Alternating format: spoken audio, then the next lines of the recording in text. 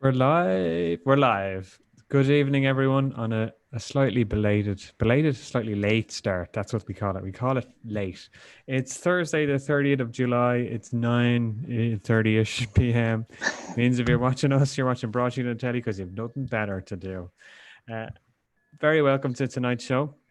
Now the internet does that thing where it just gives me feedback. It always does it after about 60 seconds. It gives me feedback.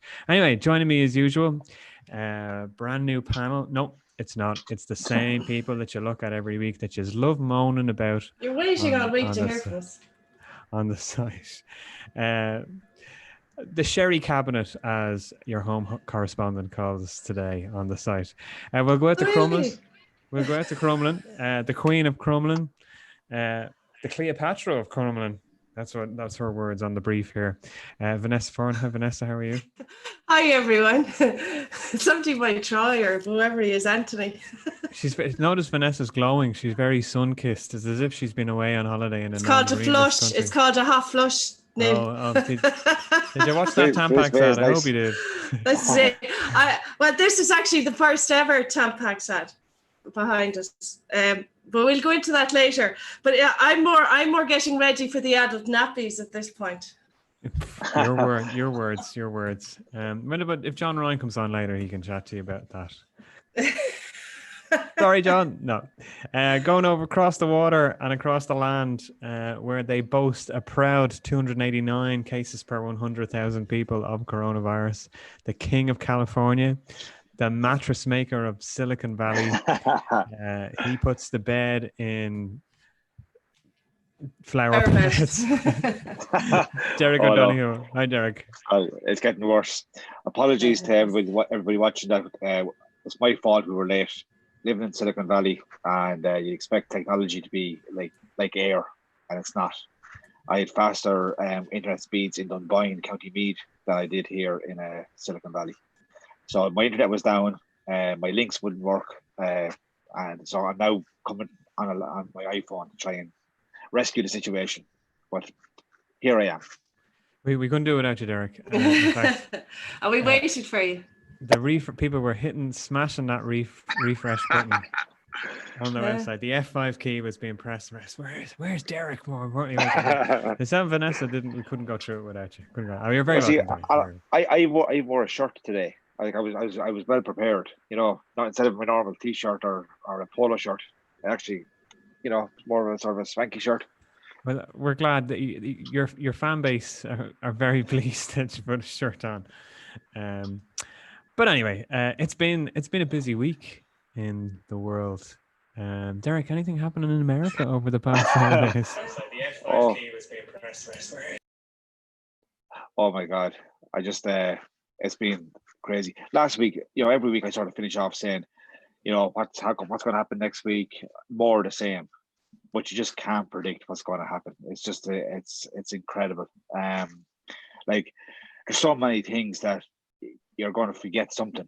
Like whether you're talking about, I thought the big story this week would be the Attorney General testimony in Capitol Hill. But then you had Trump's interview with the what you call it about the Russian bounties on American troops in Afghanistan, and that was just unbelievable. And how the Republicans are supposed to be to wrap themselves in the American flag. How could they accept their president saying what he said, basically giving Putin a pass? I can go into it later if you like, but so that was just Trump and Russia, and then today Trump decides to he's going to try and delay the election, or he's suggesting that maybe delaying the election would be a good idea. Congressman John Lewis died. 3 presidents are there today at his funeral, giving their respects. One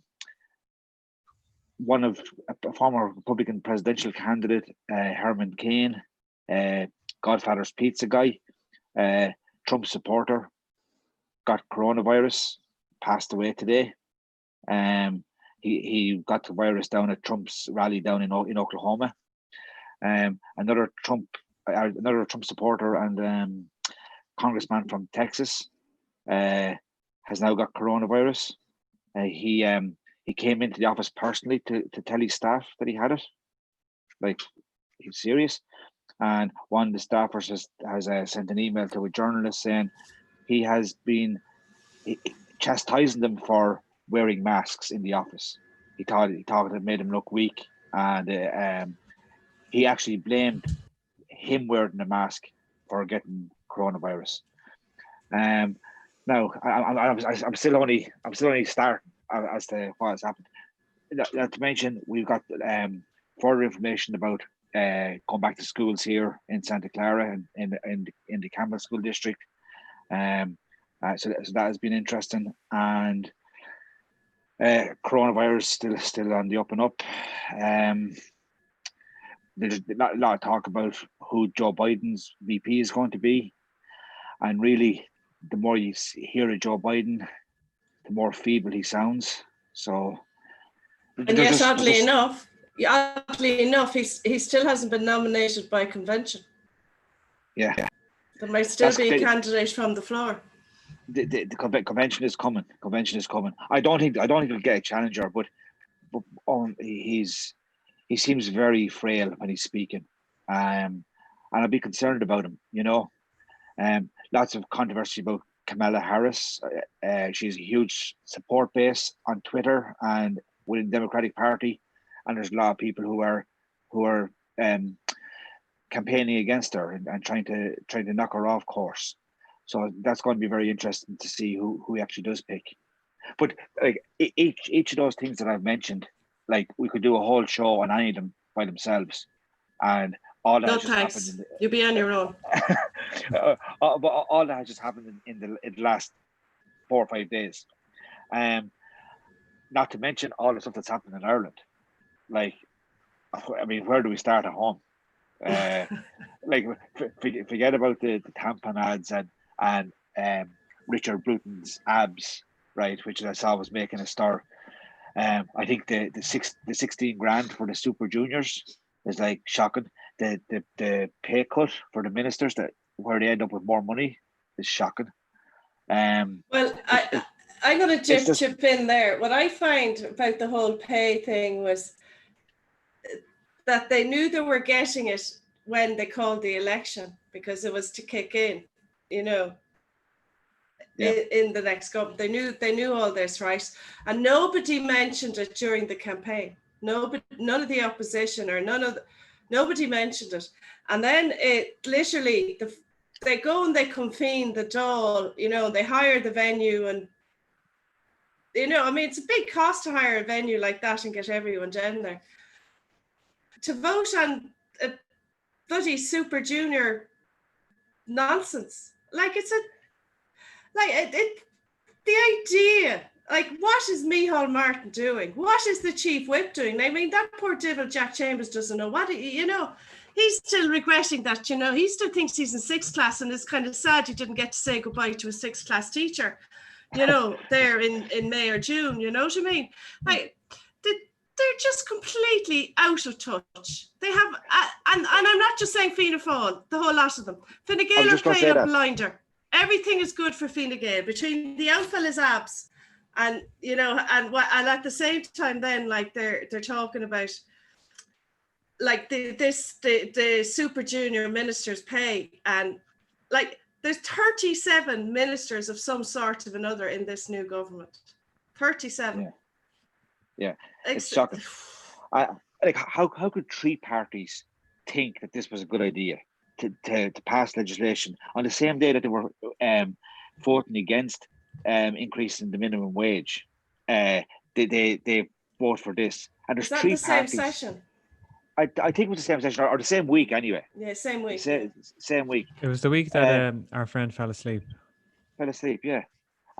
But he woke up to vote his buddy a 16 grand pay rise, and then Pascal, I'd love to slap Pascal. He goes on. He goes.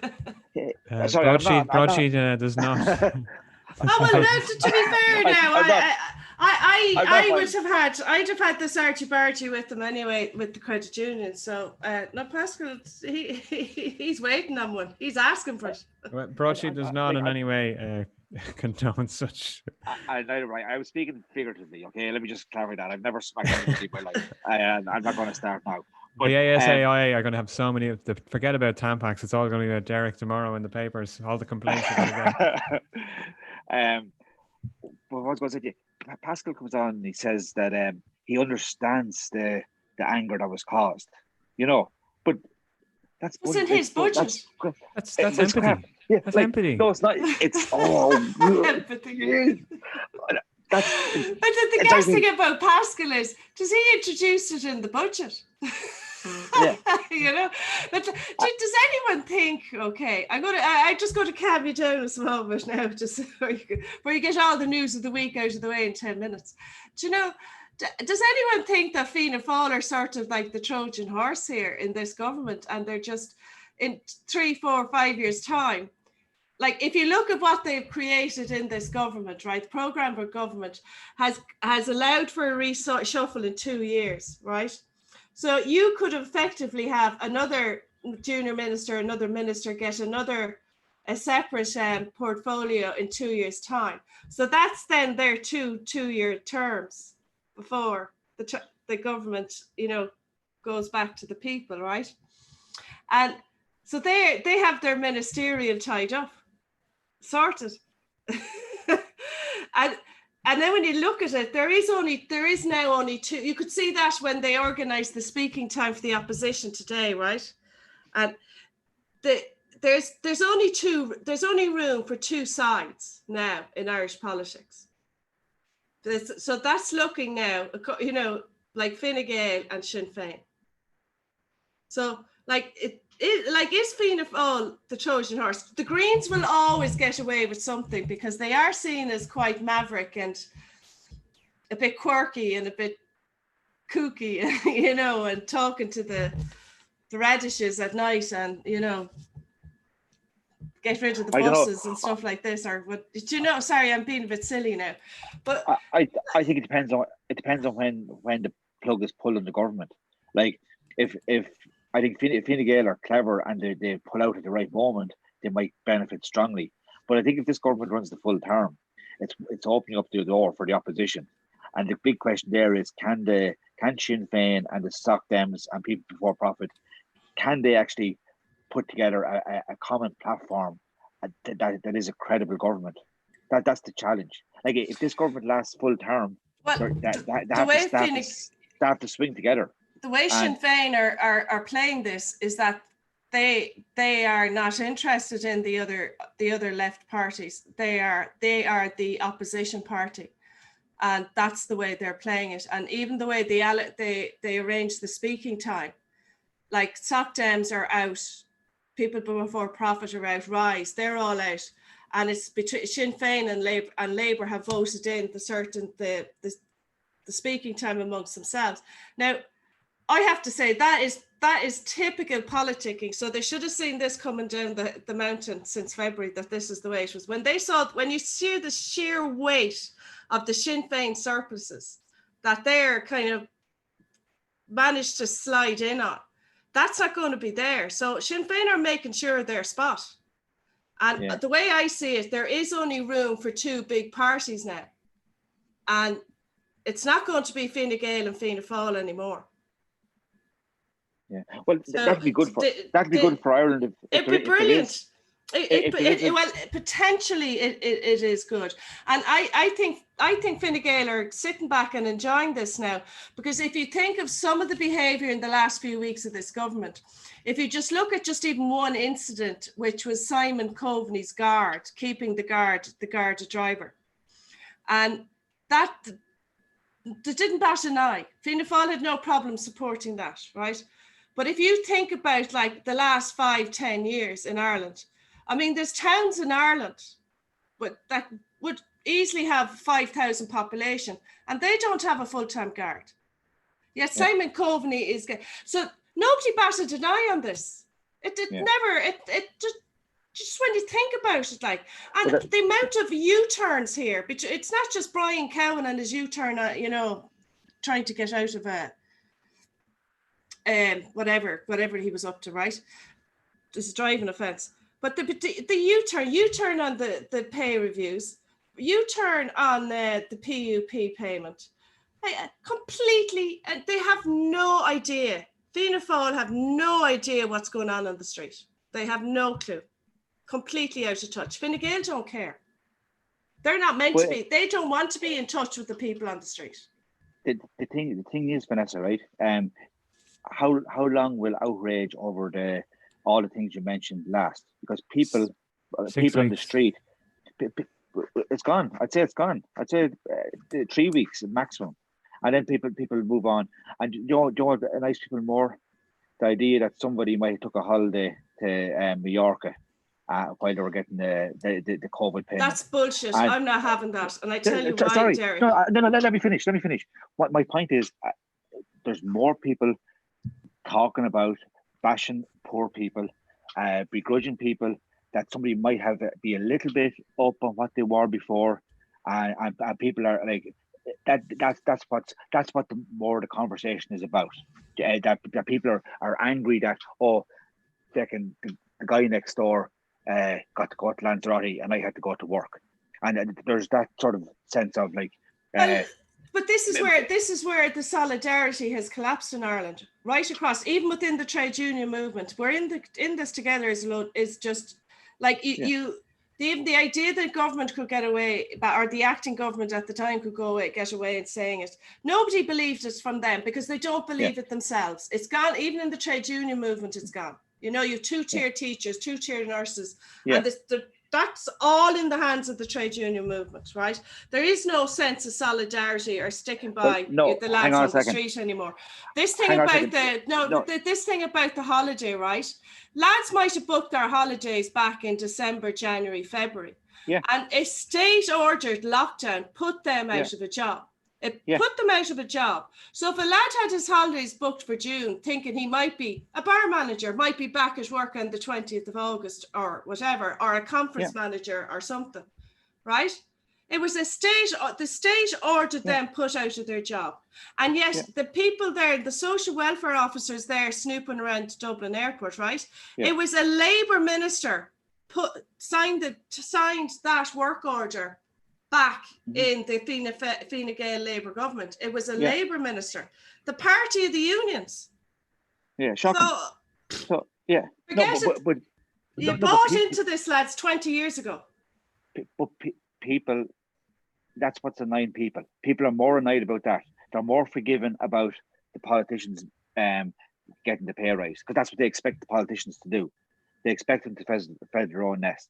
And there's more sort of anger, there's more controversy, probably stoked up by the media, about, you know, people, somebody is like €25 better off on the payment than they were when they were working 15 hours a week in Dunn stores or something. Like, so there's this attack on the poor, like that, and it's happening over here as well. The Republicans won't extend the $600 a month extra to unemployment benefit. They think they've done enough, because again the argument is it'll make people lazy. Like, people won't go back to work if we give them this support. You know, despite the fact that this is the politics of the elite, sort of the elite, not necessarily the members of the elite are not necessarily were born that into the elite. Do you know what I mean? They've worked their way up, whether it was through politics or some other way. But the everyday person, like if you look at the top, what would have been like the top 10% 20 years ago, that top percentage of top earners in this country is getting narrower and narrower. It's now like the top 6% or the top 5%. Do you know what I mean? Or the 1%. And the first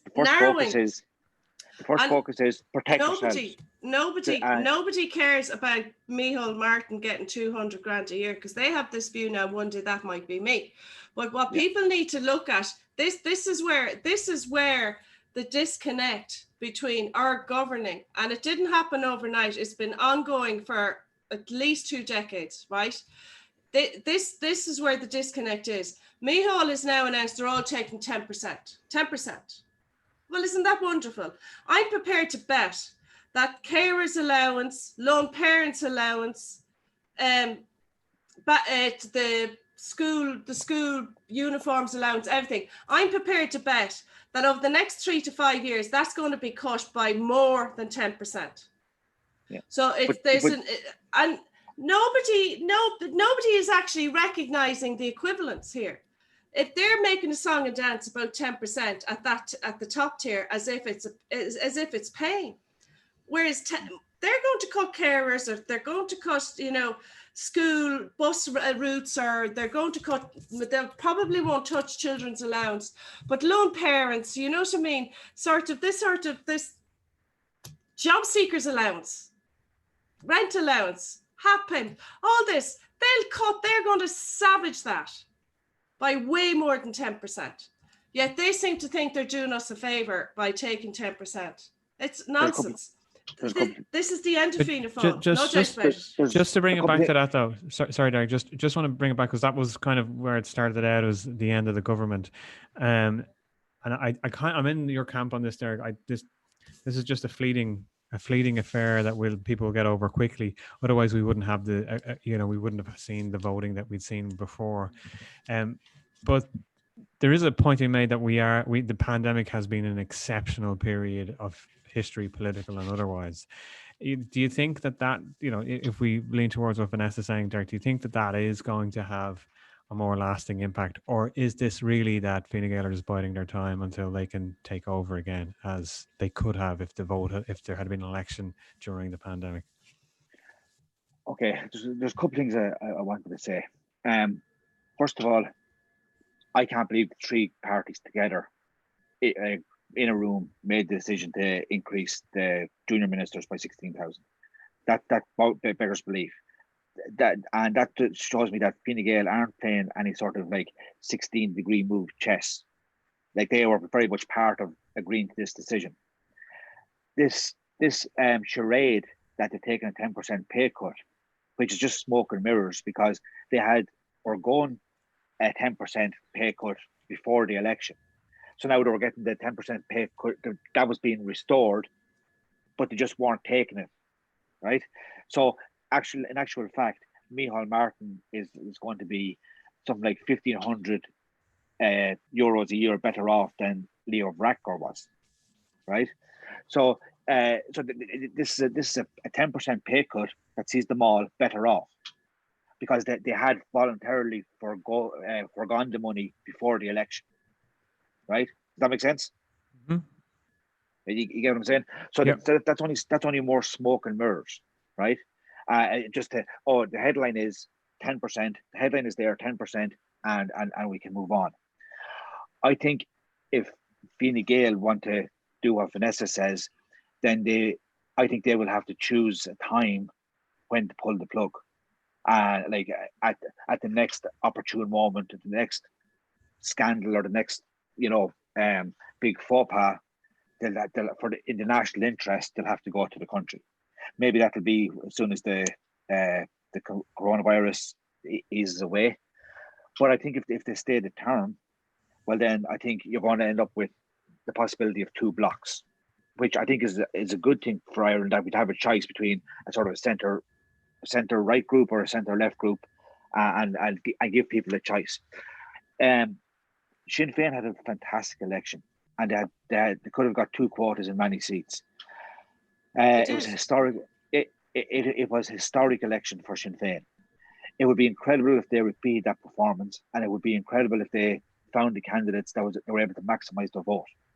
But even if Sinn Féin maximised their vote, it's highly unlikely to be able to form an overall majority by themselves. So they are going to have to try and build a platform with parties on the left, so that they can have a viable alternative government.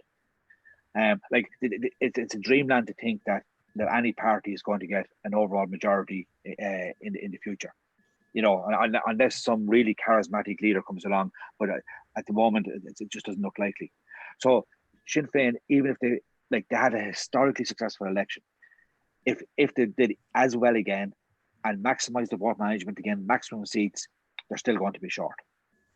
There was one other thing. There was one other thing, Vanessa, you just mentioned, sort of in passing, but I just can't let it go, where you said that the unions own the pay cuts and all that happened in the last during the last 10 years, and that's not true, because there was certainly the union that I was involved in was the ASTI, and at every turn, the ASTI rejected and fought against what was being imposed, and every single time, the ASTI were hung out to be a pariah by other unions, by the media especially. I get a Well, hatch you've job just done. proved my point about the lack of solidarity within the union movement, within the Within the trade union union movement, But by virtue of the fact that the ASTI, actually, I but have friends in there because they have a credit union. but a very good credit union actually. Yeah, But yeah, the ASTI were left swinging every time, yeah. and they pointed out what was happening, right? But you had people in like SIP2. They did their deals and they were able to get things over the line. But the pressure that the ASI were put under, the threats they were put under, like That's, you know, you've just was, proved my point. it was My horrific. point. That wouldn't have happened in the 50s, 60s, or 70s in Ireland. Yeah. There would have been one out, all out. Nobody would have crossed a picket until everybody was equally treated. And I'll go toe to toe with Brendan Ogle on this, no problem. The fact that they would even in like the same trade union, that entry levels are treated differently. Listen, but again, they knew what they were doing. They played a long game. I'm telling you, management in Ireland, government in Ireland, Department of Finance, they played a long game, and that's throwing the ASTI. The ASTI fought against that for as much as they could, and it was only under threats and intimidation that they finally had to. They didn't agree to it. It was imposed on them, right? But here's the thing. This is why I wanted to shake Pascal. I'll say shake Pascal rather than slap him, because he was saying, junior ministers do equal work, right? They should get equal pay, and yet for 10 years, that's what the nurses, the teachers, and the civil servants have been looking for. To end the two-tier package. The new pension for teachers is a disgrace. They're actually going to end up putting more money into it than they'll ever get out of it. Well, wait to hear what myself and the Broadsheet pension is. But Broadsheet pension is excellent. We should have you drooling. It's shocking. So just a couple of specific things to move on to. So it's been a week of U-turns. We've done so many U-turns, no one knows which way we're looking anymore. I said travel wouldn't go away, and it hasn't. So we now have the elephant in the room of data and privacy. And your favorite one, Neil? My favorite. I love it. And very much so. It seems very apparent that there was practices at play that were not legit or legal. But it raises the question, so what? What's going to happen now? I mean, for parking the circumstances and some of the stories we've read in the media, which are just deplorable. I mean, it is, as Derek said, pitting people against people, the culture of shame, as if a couple of people going to funerals and seeing sick relatives who are getting the pandemic payment, like that's going to rescue the deficit, as suggested by one of our ministers. However, what difference is it going to make? I mean, is the state going to be sued? If privacy rules have been breached, what happens next? Other than the people being annoyed for a few weeks and it going away. I'm not so sure about the data thing. If they were social welfare officers in Dublin Airport, they'd have your PPS number anyway, wouldn't they? So just speaking some anecdotal story, people being asked for ID and where they're going, showing their passport, and not being some are claiming they weren't advised, why this was being requested, and no link was being drawn to the pandemic payment or no reference to it. Or I think there was some instances of child benefit as well, which was suspended. So I mean, that's a statutory right. So that's some of the stories that have been out in the media, unverified or otherwise. But it's shocking. It's sorry, Neil. It's shocking. It's demonizing the poor people, and people who had jobs then who through fault of their own, the job is gone, and because like, where does it come from? Where does it? It's part of the divide and conquer attitude. Again, just to draw a comparison here, Trump tweets out yesterday he's removed the need to build low cost housing in the suburbs. Right? Again, he said your house prices are going to go up. You're going to have less crime because there's no longer. I've done away with the need for any social housing or actually low cost housing to be made available in the suburbs. Like pure again vilifying poor people. That somebody on a low wage, is automatically going to, it's automatically going to like lead to more crime because somebody's on a low wage and they're in low income housing. And of course, here that's a dog whistle to race because a lot of the people who are on lower incomes, a lot of suburbs are very white, and so the low cost housing a lot tends to be a lot of Hispanic or black people, and it's a dog whistle. Oh look, we'll keep the suburbs white again, and it's the same mentality. It's the same concept of like the poor are they're demonized, they're vilified, like it's like they are taking money out of your pocket. Welfare cheats us all. Like, feck off, right? Feck off. If like, there's nobody living at large. Anybody who's receiving the COVID payment is not living at large. And to think that they are is just it's the most small-minded thing. Small-minded. Yeah, I mean, we're not talking about spongers here. We're Yeah, talking but people who can't work or they are being set that forced out of up. work. But they set that up, that portal, to apply for it, and they were responsible for it. So they should have made sure it wasn't as easy for fraud. I mean, they're the ones that allowed the Irish taxpayers be defrauded. But the vast, I believe the vast majority of people are in good faith claiming that payment. But also like it kind of comes back to the tax thing as well. Now I know you're going to jump on this, Vanessa, but that's your job as celebrity accountant. But it's like the tax thing as well. When the thing was set up, and not the vast majority, but a high percentage of people were shocked to find out that there's a tax liability on that income. Now, I know you explained last week in great detail, so you don't have to do it again, about why that's the case, and that's legit, and there's nothing wrong with that. But again, the issue is that this is raised months into the affair.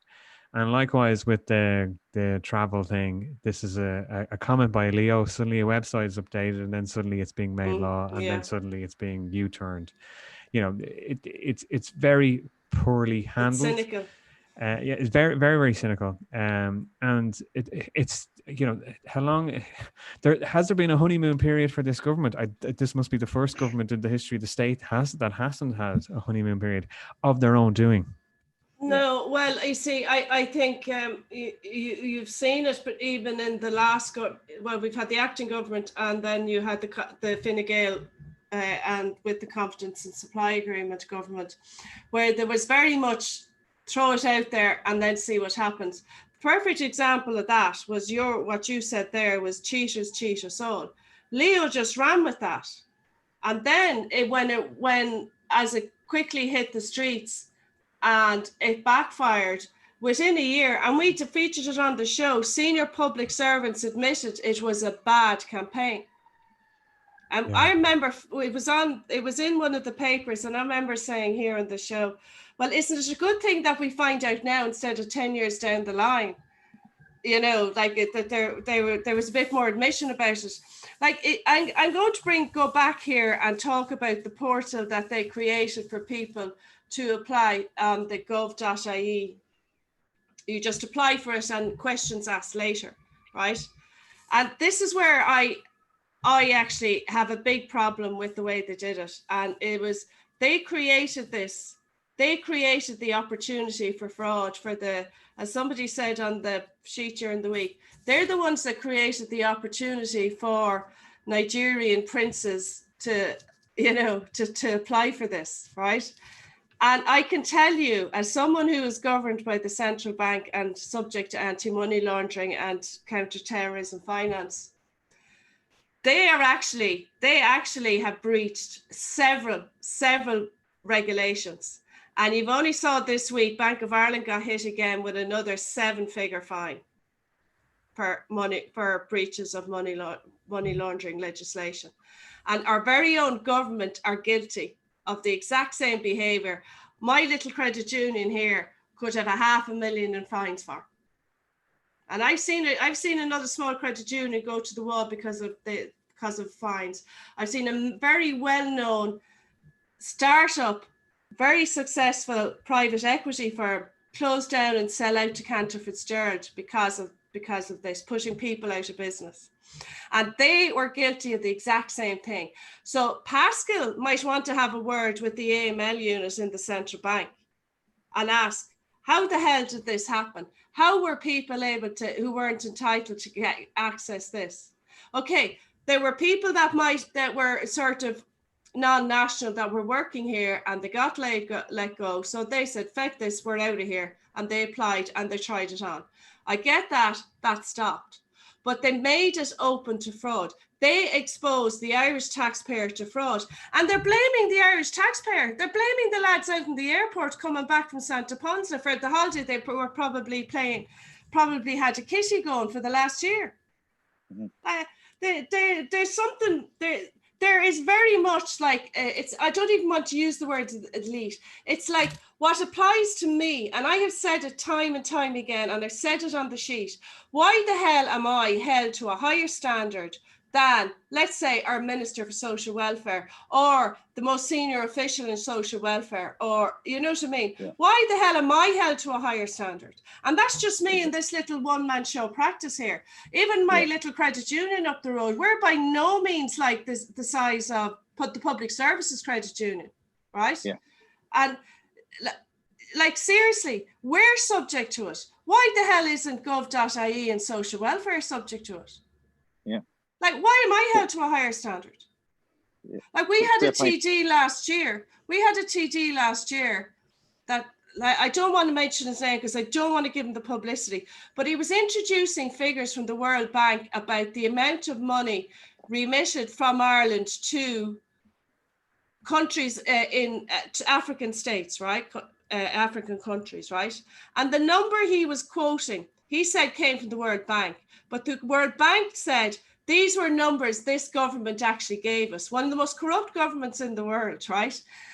And he was using it in Dáil Éireann. Like, who the hell does he think it is? I wouldn't get away with using that type of information.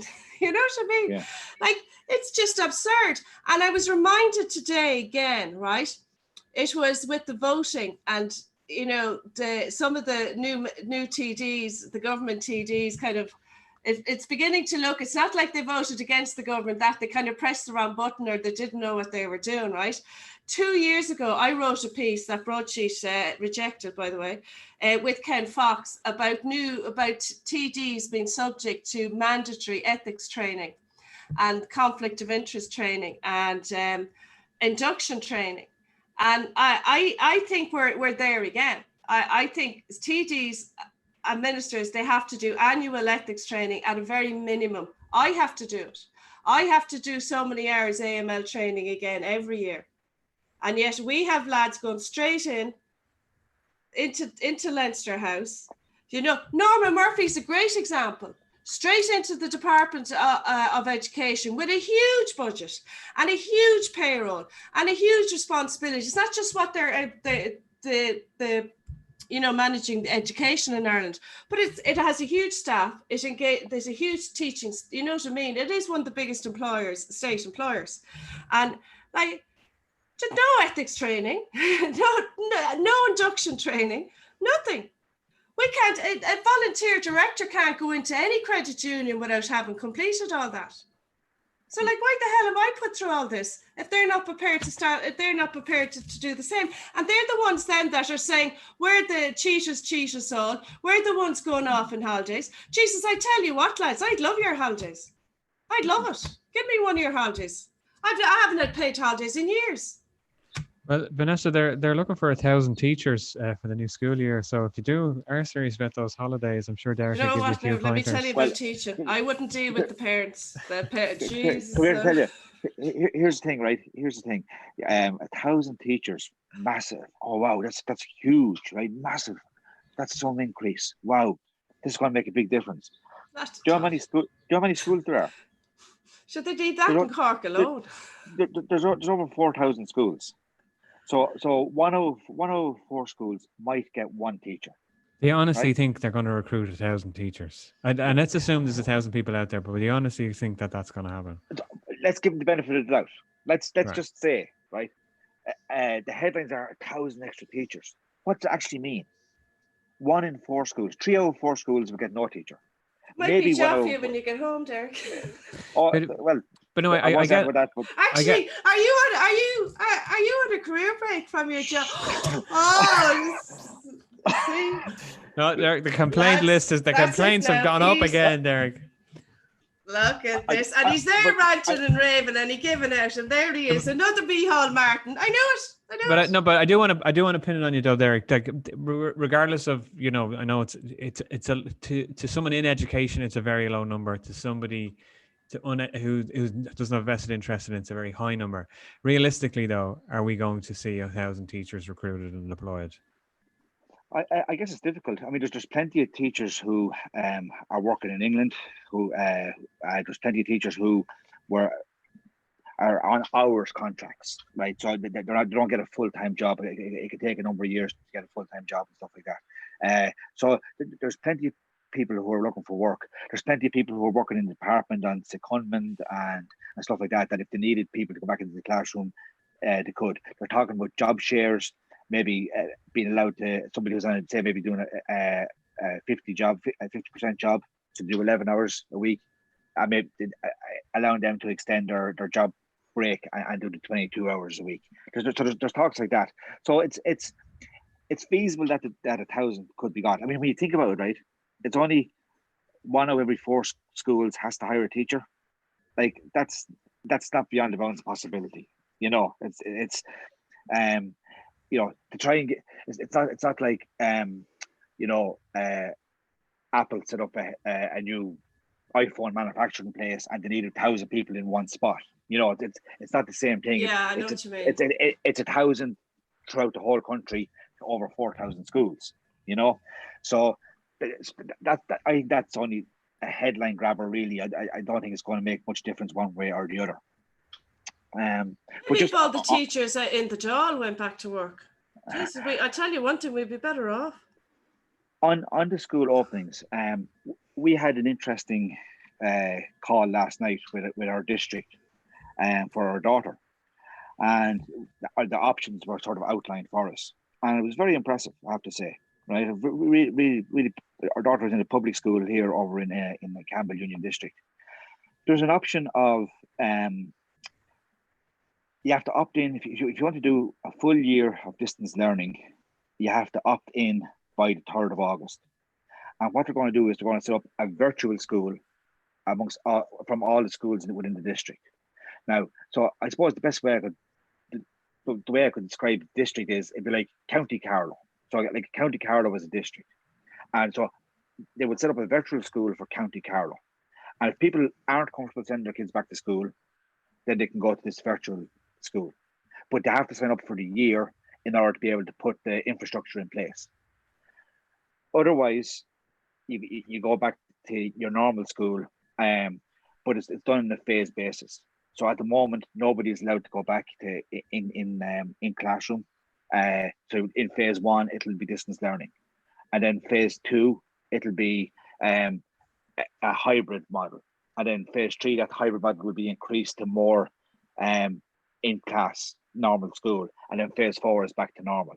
But that will all depend on instructions from the governor and so on like that, how the governor lifts restrictions on the state, and it'll be done step by step like that. My own personal view, right, and you know, I've been banging on here for the last few weeks about safety. You have to be safe, don't put kids at risk. Over the last couple of weeks, some of my daughter's activities have come back. I mentioned swimming, right, and very impressive how they do it. They line up social distance, temperature is taken, fill out a questionnaire, have you any symptoms or whatever, and then they go to the pool and they swim. And that's very, like the swimming pool. Okay, that's obviously like it's like to be a very safe place anyway. But that has worked really, really well for the last 6 weeks or so. This week she did a summer camp. First summer camps are really big over here in the summer. There's lots of different things. This year she wanted to do skateboarding, and so she signed up for a skateboarding camp. Oh, that sounds cool. Yeah, brilliant. There's no point in me trying to show her. I'm a scaredy cat. I can't even stand up when I'd fall off and I'd end up in hospital, you know. And I little I YouTube stuff, and I needed things that I thought I had found out for her. Turned out I was very wrong, and she wasn't long about telling me how wrong I was. But there, the camp there, like that, you bring up questionnaire asked, temperature, one of those little, the just point to your forehead thermometers. Oh yeah. Right. So very quick. Kids were social distance, but they were able to interact, and they were able to practice their skateboarding skills and so on like that. So when I'm looking at this, when I'm looking at the swimming and I'm looking at the skateboarding, I'm thinking, my attitude is definitely softening towards like getting back into school. I still think it's very risky putting everybody inside in a classroom, and over here we were a little bit more advantage in that a lot of work can be done outside just by the nature of the weather and stuff like that. And I do think that once kids go back to school, I do think there will be a rise in cases, as we've seen with just the open up of restaurants and bars. There has been everywhere a rise in cases. But Derek, can I butt in there? When you go back to school. One last sentence. I was hesitant, I was reluctant.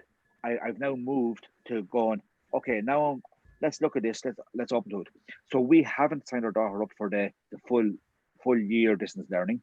We're going to work with the district and go phase by phase by phase. I think that's the best solution for us, because she's definitely missing the interaction with her friends and stuff like that, and she's missing her teacher, all that sort of stuff. So that's the way we're going to go. We're not going to go and sign up for the full year distance learning. And as I say, that's coming from somebody who was like ultra cautious. You were a nervous ninny. Very, very, very, very cautious, very safety conscious, I would say. Yeah, but right, sort of, when they go back to school in September anyway, but it's late September, October, that's when all the snots and flus and colds come into the house, because they're back in. And I remember I hadn't been out sick for years, right? And I had my maternity leave, and I don't think I remember I had the millennium flu between 1999 and 2000, and the only other sick days then I had was after I put she was only a baby into the creche. And literally August, September, October, November, December, I was sick the whole time. I had the winter vomiting bug, I had the flu, I had a chest infection. Oh, geez, it all comes in. And so, like, there's going to be that anyway. My feeling at this stage is that we're going to have to adjust to this new way of life of social distancing and just being careful. I went to got my nails done today, right? And I went in, and the girl gave me my own mask, right? And then I get my own little kit, right? You see this? You get this, and she opens this up in front of me, and it has whatever, the buffer and the file, and your little thing for when there's like a grinder, or where they take off the old nail polish, and I have my own little one there. So she popped it all back in. So when I go in there in a few weeks' time, I have to go back in with this, my little thing. Yeah. Little gift. Goodie bag. I'm sure she charged me for it. Show us the nails. Oh yeah. My shellacs. What colour are they? It's like I don't know. Is it Chelsea blue? No. They look black to me. It's not black. It's like a navy blue.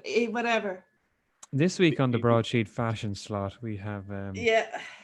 Well, I can speak to this because before lockdown happened, right, at 43 years of age, I had my first manicure and pedicure. Now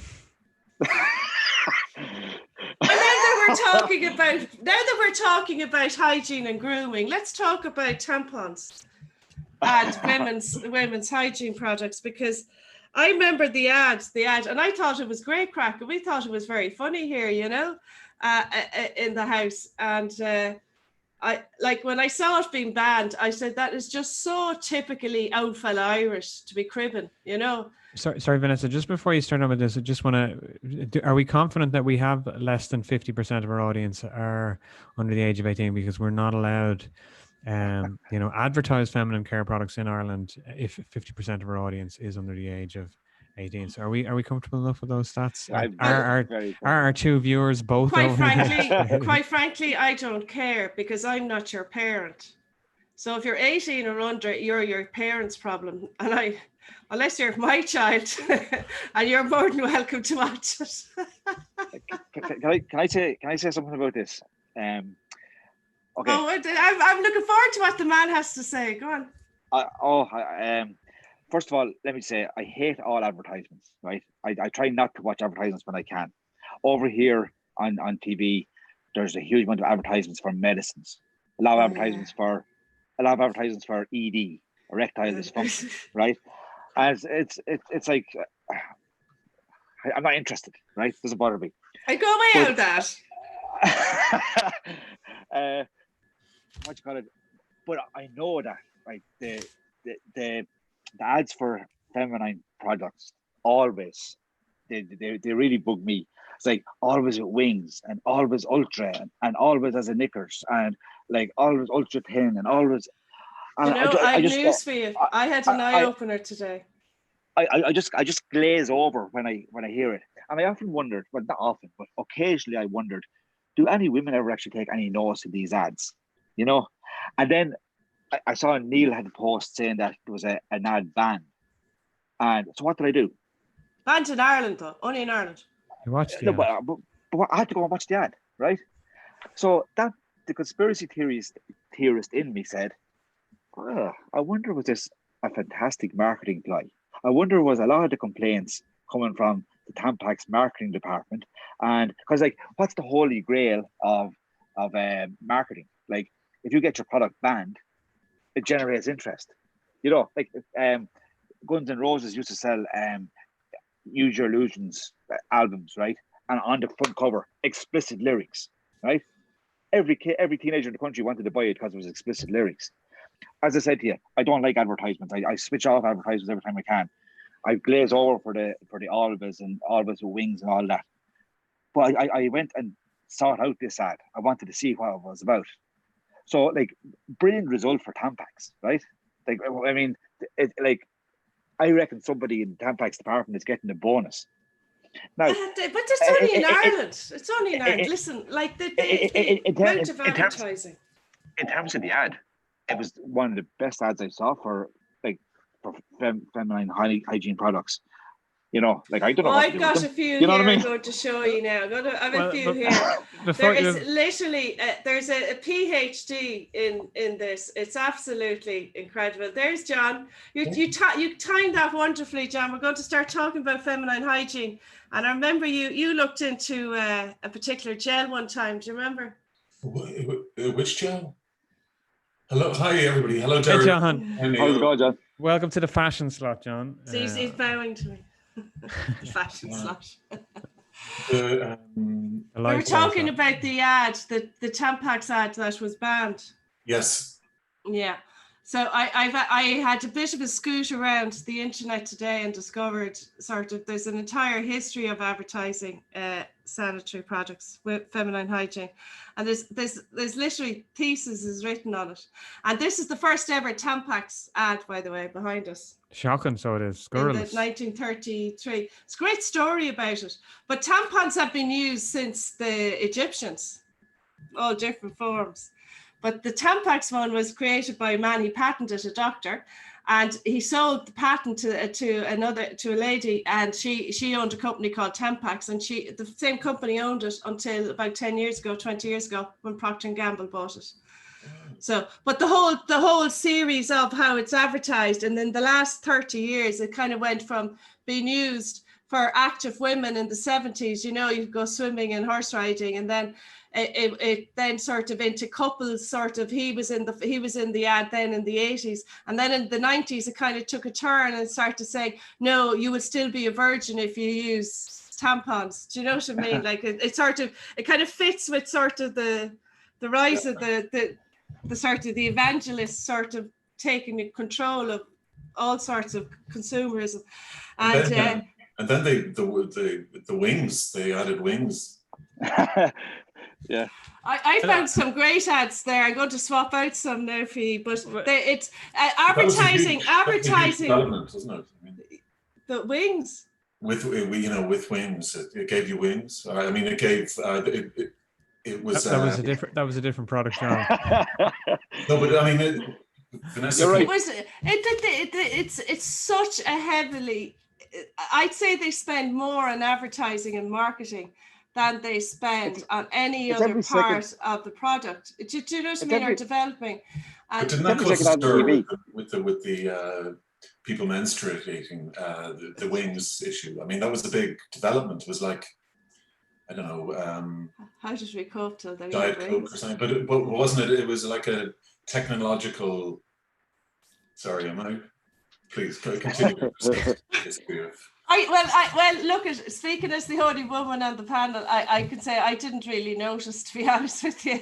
But one thing about the Tampax product, it has actually never changed. It's never changed. It's still the same.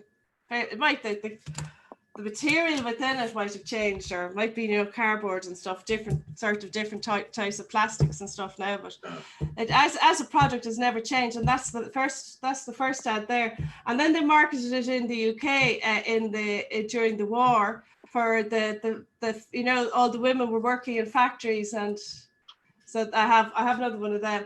I'll stitch that in now. But it was just a complete eye opener today to when I was watching all how the ads had actually changed, and like this ad now that kind of got banned, and I was there thinking, sure, who the fuck would be complaining about that now? And I could just see old fellas so this is the idea that you insert something, anything that's inserted down there that should be anything other than a husband. So I did some research on it, because censorship is the issue, and there is a serious side to this. So first thing I checked was, because I'm a straight white male, so the first thing I checked was the people behind the ad, and the creative team seemed to be, certainly all the listed creative people were all women, so there was no men behind this. There was 84 complaints, which the ASAI have said that the majority are female. All of the complaints that were raised, all of the issues that were raised on it being demeaning and sexualized and all the rest, were all rejected. The ad was banned because 84 people complained, even though the reasons for the complaint was rejected. So I put a straw poll up on social media with friends, and there was a very strong reaction from our Irish female friends anyway. We'll exclude people in different countries who were just Ireland is Ireland. And what was interesting was there was a few people, again, this is just anecdotally, a few people replied and said, well, they thought the ad was cringe, they muted when they came on, they thought it was just in bad taste, they're glad that it's banned. So it does seem that while created by women, and according to Tampax, they 40% of women don't use it properly, blah blah blah, and it was an educational thing. I have one here. I'll show you now, because seeing as the two boys are it's very sad. But sorry, just to finish the point, the issue here now is that we have banned an ad, we have censored an ad just because people complained about it, even though we as in the ASRA rejected the grounds in which the complaints were made. Just because the volume. So does that mean, John, you had more complaints about the GA ad, didn't you? Oh Jesus! I mean, yeah. I mean, but 84 would seem very low in this sort of social media age, no? And you have to bear in mind, like, complaints, the method of complaining hasn't changed. You have to go through a formal process to complain. So mounting off on social media doesn't count. But 84 will be a significant number when you bear in mind that when they do their quarterly or 6 monthly reports on complaints and with advertising, it's only ever a handful at most with the more extreme ads. But this 84 is a significant number. But their reason, the more common reasons for complaint are all rejected. But you know what, right? I went down through the history of the advertising today, right? And I saw they were heavily advertised. Maybe now in just women's magazines, do you know what I mean? Like maybe that was the content, but all advertising and inviting women in to see our sales rooms and stuff like that and meet consultants. And when Tampax was launched originally in the 30s, they were nurses that were the sales reps. Do you know what I mean? And even though tampons themselves have been used since the Egyptian times. So I'm just going to show you now here. This is when they arrived in the UK. I'm specifically using Tampax, by the way, but there's all different brands. And this is how they market it. Women are winning the war of freedom. And this was how it was advertised in the UK in the 40s. 42, I think. But here's one, a man's ad. And I actually saved it. Where's it go? Bill Gates. This must be, John, this must be a first for... There's a man. Terrestrial. I suffered from menstrual cramps. I feel sorry for any woman who suffers from cramps, but I feel sorry for their husbands too. It's sweet. He's advertising a painkiller, or probably some form of hash, actually, or cocaine. Lord, yeah. So, can I ask you just, isn't there two types of whatever? Isn't there, like there's one, isn't there some one, and then there's a more towel. Yeah. Like a bullet, I don't know. Big graph. Oh, right. Okay. Yeah. Well, I'll explain this to you now, right? You have the Tampax brand has the thing to help you insert it. It's kind of traumatic if This is probably not No, something but you see, John, look at it this way, right? This is important for Neil and for Derek because they have daughters. So they might as well know all this. So here you go. I think you're mimsy. I know, that's a fake out. That was an ad. You're mimsy. No, You're mimsy. It's rude, isn't it? Oh, imagine that. That was an ad. That was an ad put into cinemas. Keep your mimsy clean. Oh, Lord. Is that an offensive word or slang word or? You're mimsy. So when I'm future when I'm getting waxed, I'll say I got. Yeah. Like booking you in for a minute. So anyway, as you were saying, John, this is the Tampax brand. So here's the product, right? Yeah. And it's in a case. Now sometimes it's plastic, but you can get cardboard as well. Okay. And you just insert it then. And there's a bit of string, and you insert it. You're saying the word insert a lot now, Vanessa. We'll be getting into trouble. Up to the grip. Well, I can't do the accent. Up to the grip. Yeah, all right. Okay. So this is the applicator type tampon, right? It comes with its little thing, right? Okay. And then you buy. There's also the other type of tampons that I'm going to use the word now, and Derek and Neil are going to go green, right? That are digitally inserted.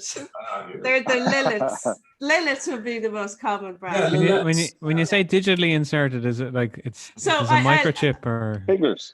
Use your phone, is it? Oh, that's do by hand. So it would be just like this. It would be in a little plastic thing like this, and you go into the loo and you pull it out. You know.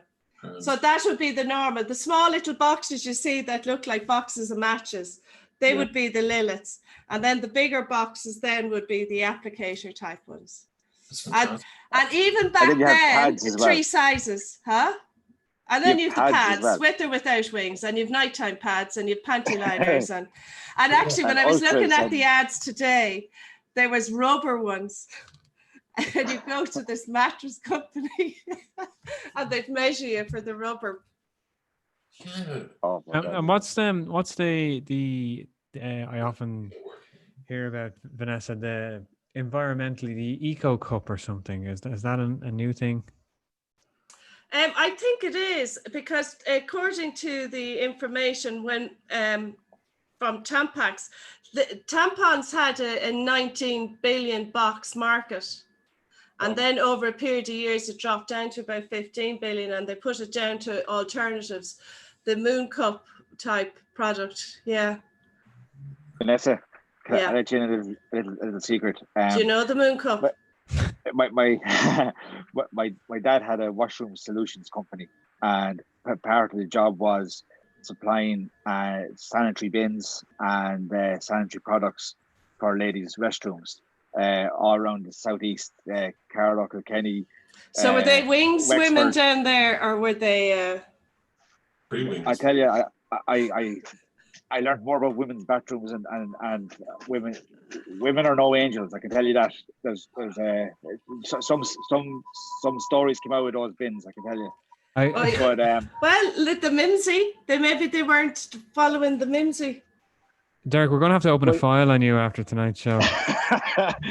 Come here, tell you. I do have a couple of things to say about the ad. Right. First of all, you're 100% right. That the fact that something was banned because 84 people complained, that's ridiculous. I wonder, could we get rid of the government if 84 people just complained? Like that would be lovely.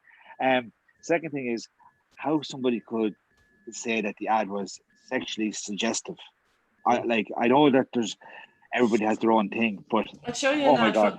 I'm going to show you an ad from the 90s. What's sexually suggestive about that? Thirdly, there was some form of education in the ad, rather than seeing a girl going and up by the cliffs and stuff like that. But how sad is it that in 2020, ladies have to get, or girls have to get their advice on how to wear a tampon from a TV ad? I mean, that's Vanessa and the Telly. The fact that 40% of women don't use it correctly. That's a concern for women's health and just general well-being, you know. So that's the issue of it. In terms of the ad, I don't know how anybody could be offended. Just like, I thought it was funny. It was funny, yeah. you know.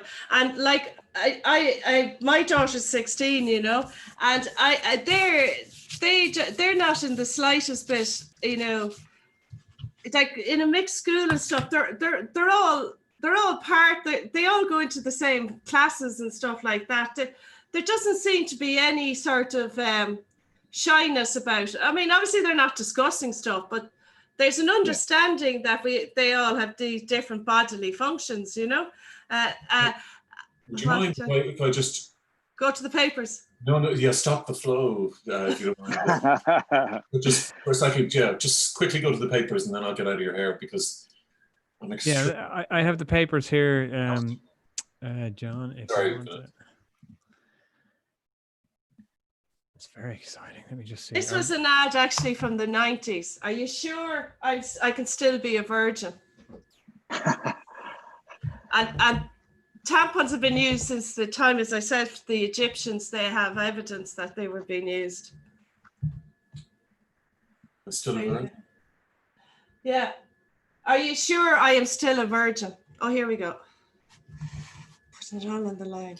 I was asleep earlier, but you probably covered the welfare at the airport. Yeah, we talked briefly about it. You know, I guess the question, the two questions. Well, it's pretty clear that something illegal is happening or has happened. I guess the greater question is, what does it mean? Is there really going to be any fallout as a result of it? I don't know what you think, John, but certainly we wouldn't have had confidence in any major repercussions to the government for doing this. But what's your thoughts? Well, it looks like they're going to fight it. You know, they're going to fight the corner for some reason. There was an argument that we had these checks at the airport during the bailout, after the EU bailout, after the recession or after the crash. Yeah. But there were similar checks. Is that right, Vanessa? They're saying there were similar checks of people that would have been claiming children's allowance and that, but then heading back home when it was discovered that even if you had a child, if you were, you know, in Eastern Europe and you were working in Ireland, but your children were back home in some town in Poland or something, you could actually claim children's allowance here if you were working here. And so I think they were making sure that those that did get that when they went back during the recession, that they stopped that. But so there was there was a precedent then, Neil. I mean, presumably the AG at the time, Mary Whelan, would have okayed that. I'm not suggesting that they're within their rights, and it seems completely like unconstitutional. We really, all of us should read our constitution. It's amazing. It's breached every day. And what I would say though, whoever okayed it the first time around, they're probably based on that legal opinion. Like, we're not talking about spongers here though, which is my issue. Like, people have been forced out of work. There are people who are being told you need to start looking for another job because their industry hasn't reopened, and not everyone in an airport's going on holiday. Yeah, well, there weren't spongers back then either. I mean, all I'm saying is that there was a legal there was a market Exactly, John.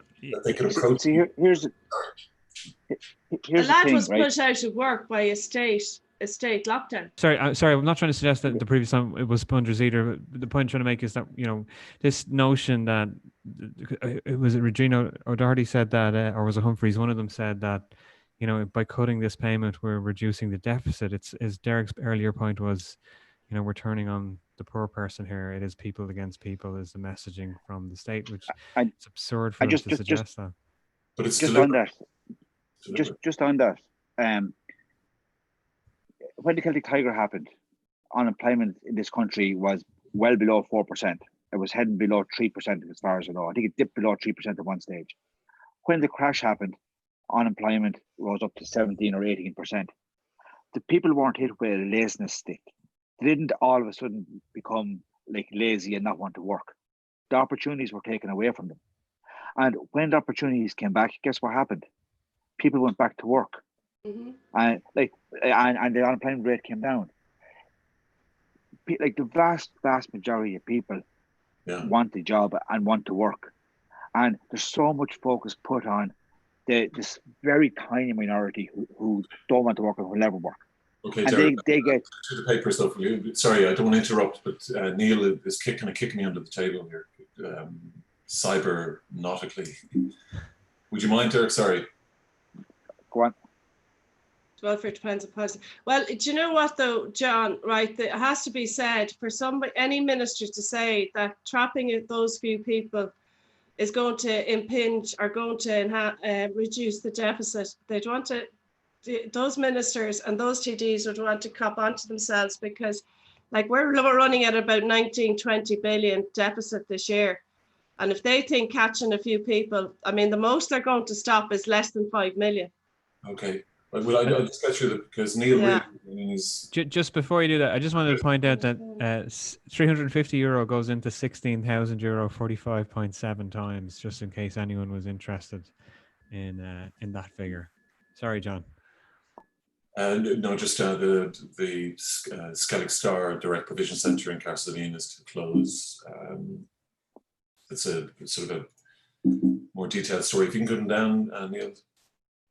Thanks. It was great that the people of Carsavine stood by the residents, though. They were kind of very much in solidarity with them. I also thought when the story came out originally, when they bussed them down to Carsavine during the lockdown, I just thought it was interesting that the very man who introduced direct provision was John O'Donoghue, that it would happen in his hometown. Yeah, that's a very good point. This is the son, which is the doctor from the Mater Hospital who died. If you could just come down. 3 months in ICU. Good grief. This is tomorrow's Echo, and toilet camera removed from McDonald's in the Cork branch of McDonald's has removed a CCTV camera from over a toilet cubicle. Jeez. Douglas. After a complaint was made to the Data Protection Commission rather than to the guards, or just to. It was in the boys' toilets as well. The camera was located above the floor of the cubicle in the male toilets in Douglas. Yeah. So it's interesting. Yeah. And then just the British papers, the lockdown measures are reimposed across the north of England. I don't know who that lady is.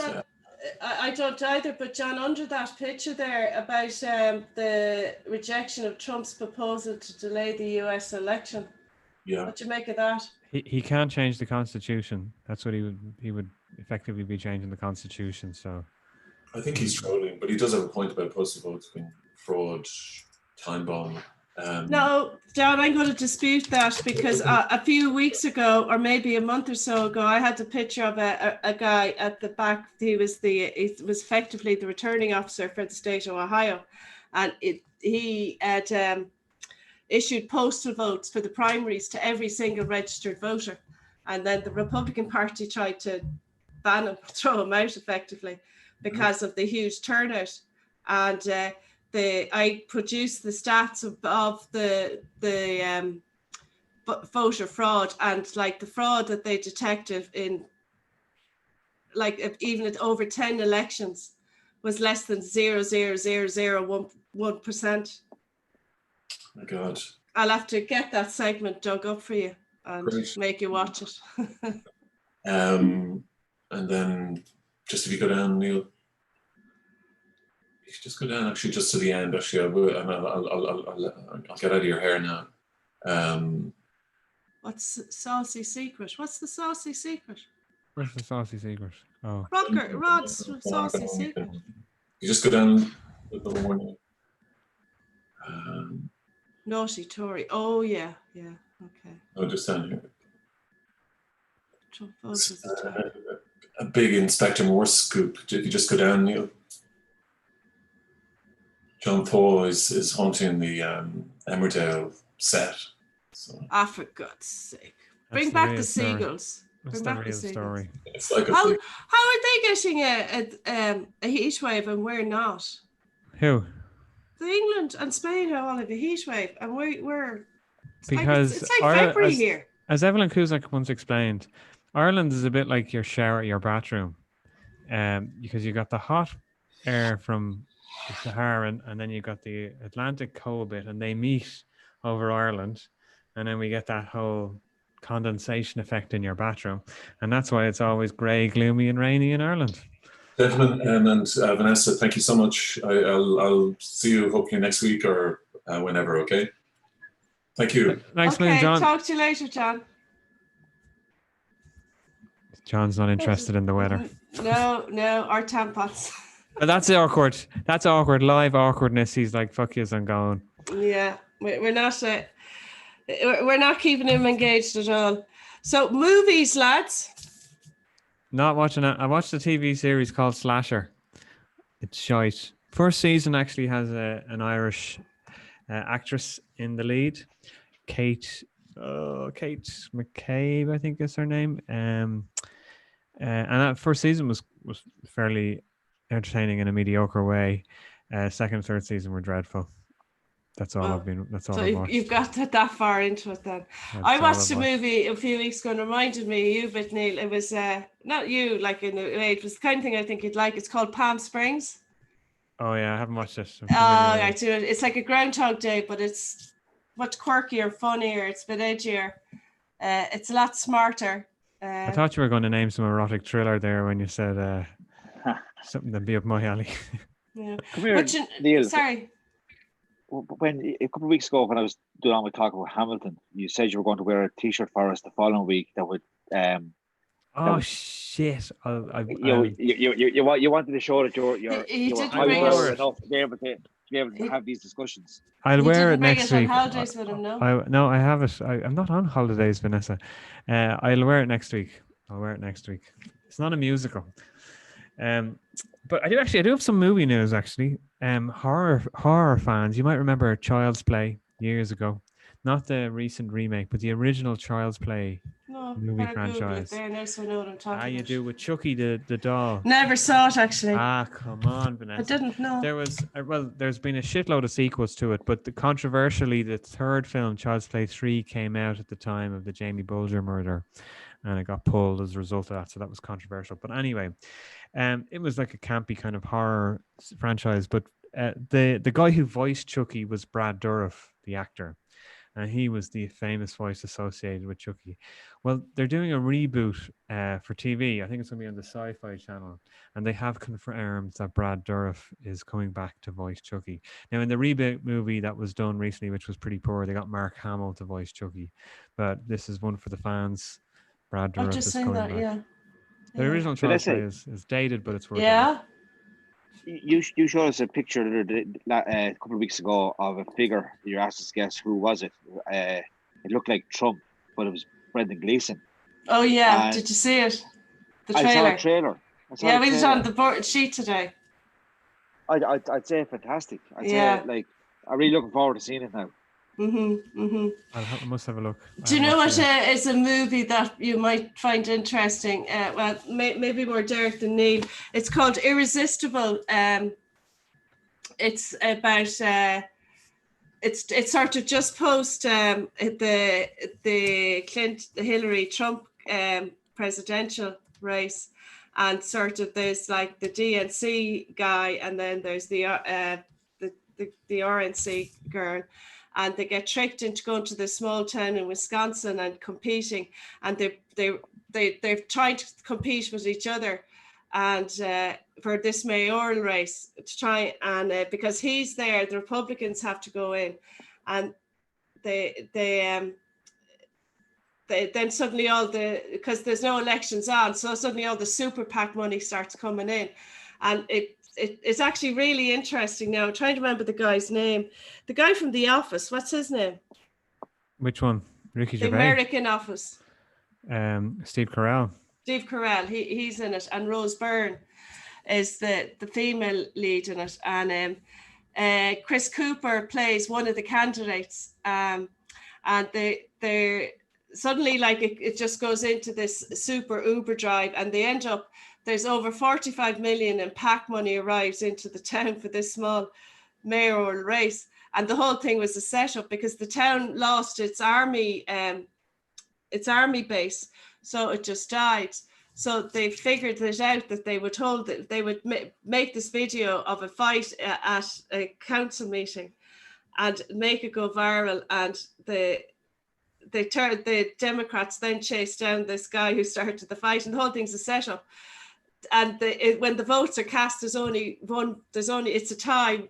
Both candidates just cast the vote, and the whole thing was a setup. Suddenly the town have $45 million to spend because super PAC money actually, and they had the guy from the Electoral Commission or whatever, the lawyer doing this to Cameron. It was very funny as well. He was very funny that you don't have to spend the money on the campaign or the candidate. You can give it away to a good cause, and there's no law against it. So they tricked them all, and it was so interesting. It was very good, and the acting, the performances in it is very good. So it's called Irresistible, and the script is incredible actually, and so I'd recommend that as a watch for this weekend. Everybody, Irresistible with what's his name, Steve Carell. Steve Carell. So on that note, I think we're done. So big thanks, first of all, to all our viewers, the trolls, people who are active in the chat pit tonight. We had Janet, we had Trina Ryan. That surname sounds familiar. JDF Reality, and do we have Lizzie? No, Mimsy as well. No, of course, Mimsy. Mind your Mimsy. Those on the site. We're going back to our what was it we were called? Our sherry. Cabinet. Sherry cabinet. Go back to our sherry cabinet. The Queen of Crumlin, Cleopatra of Crumlin, Vanessa Borough. Mind your Mimsies. Thanks very much, Vanessa. The Carlo King of California, Derek O'Donoghue. I'm just playing all Neil. We'll be back on the site tomorrow. If you want to get in touch, and if you have something you want to talk about on the show, you want to come on and bitch about us to our faces, or if you have something nice to say and you want to do it on the air, get in touch, reach out, and we'd love to hear from you. Good night. And Good night, everyone. Oh, we never did our predictions for the week. I'll give you a 7-second vox pop. Vanessa, 7 seconds to pitch what we're going to be talking about next week.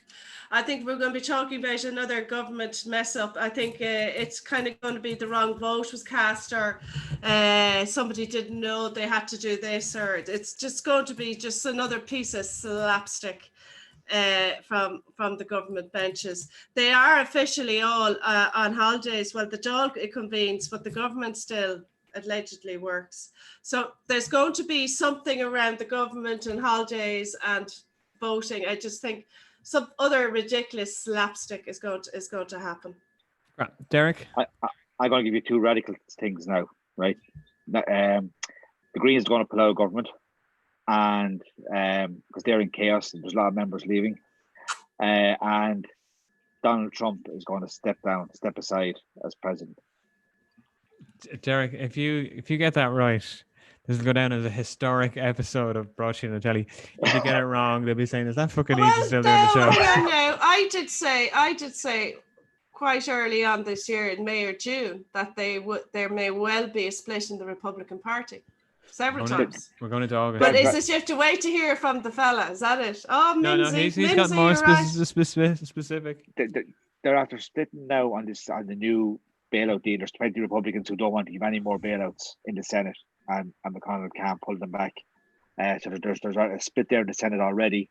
I think Trump's comments. Have you seen Trump's comment about the Russian bounties and why he didn't raise it with Putin, and how he excused Putin supplying the Taliban with weapons because the Americans do it back in the 70s. They supplied the Taliban Afghanistan, with But you know what though? Trump is clearly gun shy. I'm not sure he even meets his Joint Chiefs. He's clearly that. Even though for a guy who went to West Point, you think he'd be a bit more comfortable with brass, and he doesn't seem to be engaging at all with the military. Do you know what I mean? He doesn't even discuss, even in his press briefings. There seems to be no indication that he is sort of on top of their whole defense and their national security. Do you know what I mean? It's very more sort of mom and pop stuff he focuses on. But the Mitch McConnell thing is that deserved to be defeated, to be honest with you, because he was trying to insist that there was an indemnity for employers and for businesses, and that deserves to be defeated. Yeah. So I'm glad that the Republicans have pushed against him. And it was a Republican that issued all those postal votes as well in Ohio. So the reason why I said he could go is, one was the Russian thing, the Russian troops, Russian paying bounties, and the other thing is the suggestion today of delaying the election. And I haven't checked this out yet, but I just saw it trending on Twitter that if the election was delayed, for just a certain set of circumstances when it could be, but if it was delayed, Nancy Pelosi would actually be the president in the interim. So that would be hilarious. That's Biden. That's Biden in the dirt out there. That's the end of Biden. Well, we'll wait and see, Derek. You could be a very rich man by next week. What are your predictions, Neil? I think that Travelist is going to be on the agenda because they have to review it on August 4th, and they face a tough review because pretty much most of the countries on the list are technically worse than Ireland now. But Ireland could potentially not meet the criteria to be on its own list as well. That's also a possibility. But yeah, that hasn't gone away, linked with the pandemic payments, the PUP. And the spike in figures today is just a blip. It's just a blip. We didn't get to talk about that. I had some thoughts on that, but maybe save it for next week. They did say it's just the lag from Friday, Saturday, and Sunday, and that doesn't get posted until either Monday or Tuesday. And they're very good at creating an image of doom and gloom, which just blows my mind. Mm-hmm. But on that note, thank you very much, folks, for joining us. Derek will have a brand new shiny watch for his timekeeping for next week. Stay safe, wear a mask, and put your tampon on right. And we'll see you next week. Up to the grip. Not just the tip. Good night.